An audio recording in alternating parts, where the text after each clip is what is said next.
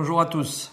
Nous avons souhaité, avec plusieurs petits films, vous expliquer, vous sensibiliser au projet de loi de transformation de la fonction publique. Plusieurs thèmes sont dans ce projet. Il y a 36 articles qui chamboulent totalement le statut général des fonctionnaires. Dans ce premier film, on va vous expliquer, surtout pour les agents, ce que ça va comporter comme risque et comme inégalité en termes de carrière.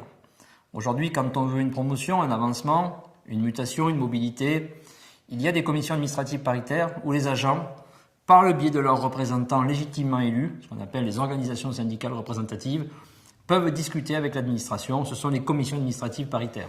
Et dans ces commissions, les organisations syndicales et l'employeur, quel qu'il soit, peuvent discuter justement de la situation particulière des agents, regarder pour l'avancement, pour la mobilité, que les critères principaux soient respectés. Et ça permet aussi parfois de prendre en compte des situations particulières, des problèmes sociaux, des problèmes familiaux, des problèmes de santé.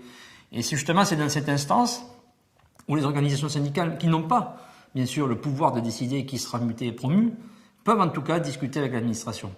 Et l'administration a intérêt à garder ces commissions administratives paritaires parce qu'elles construisent le dialogue social.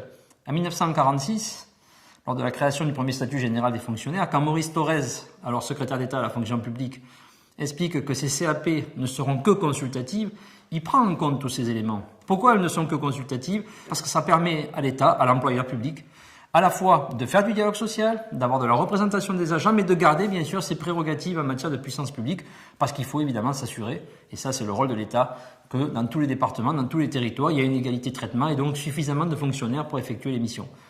Si on remplaçait ces commissions administratives paritaires, comme veut la loi, par des règles souples de gestion, par un barème totalement inhumain, où on compterait les points suivant si on est marié avec des enfants, etc., etc., il n'y aura plus ce que permet la commission paritaire, cette granularité qui permet d'évoquer les situations individuelles et de se dire que le fonctionnaire, c'est avant tout un être humain, un agent, et pas simplement un numéro qu'on déplace partout.